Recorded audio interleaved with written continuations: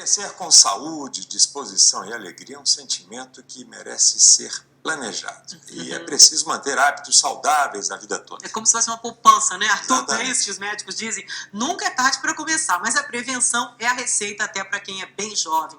Nós vamos conversar com o geriatra Edgar Nunes de Moraes e eu quero saber logo do senhor com que idade a gente deve procurar um geriatra. Isso realmente é interessante, quer dizer, a ideia é a partir de que idade a pessoa tem que se preocupar com o processo de envelhecimento. Quer dizer, para isso, o geriatra é um médico que estuda com profundidade o processo de envelhecimento.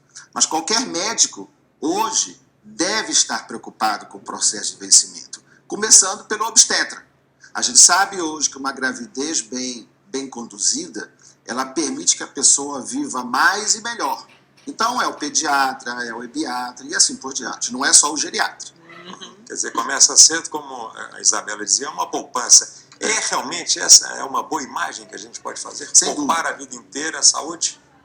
O que a gente sabe, né, Arthur, que a primeira intervenção que é útil para um bom envelhecimento é escolher bem os pais. Quer dizer o quê? A questão genética é muito importante. Agora, isso, infelizmente, a gente não consegue fazê-lo, né? Tem primeiro o amor, né? Então, Depois a genética.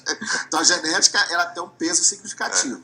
Mas, além da genética, tem os hábitos de vida.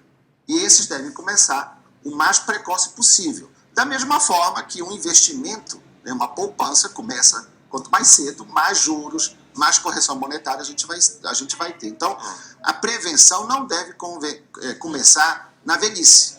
Quanto mais cedo, melhor. Por exemplo, para as crianças, vamos lá, é preciso não comer muito chocolate, não muita gordura, desde pequeno. Essas coisas que a gente fala, às vezes a gente vê, né, a criança comer tanta gordura, gente, para com isso, está indo para as veias. É verdade? Sem dúvida. Quer dizer, a grande questão hoje, Isabela, é que nós sabemos as intervenções. É uma dieta equilibrada, o mínimo de industrialização possível e atividade física. Além disso, a parte da educação, a parte do psiquismo, apresentar à criança o mundo, digamos assim, né? Então, não é só a parte física. A gente tem que se preocupar também com outro tipo de envelhecimento que a gente chama de amadurecimento, né? Que é o envelhecimento psíquico, que também começa lá na infância. Cuidadamente. Naturalmente, a gente diz ou sabe que a mulher se cuida desde mais cedo do que o homem, né? Procura ginecologista e normalmente acompanhada a vida inteira. O homem continua sendo mais displicente nessa parte de prevenção, cuidados? Tanto é que o homem, ele vive no Brasil em torno de 7 a 8 anos a menos que as mulheres. Então a mulher tem basicamente uma proteção biológica, que é o estrógeno. O estrógeno, né, até a menopausa, ela protege a mulher de uma série de problemas de saúde, principalmente problemas cardiovasculares.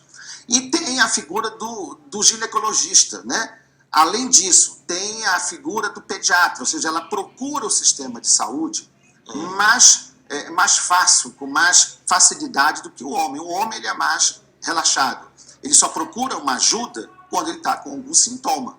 E aí já é complicado, porque a prevenção ela começa antes de eu ter a doença, antes de eu ter o sintoma, senão não é prevenção, já é tratamento.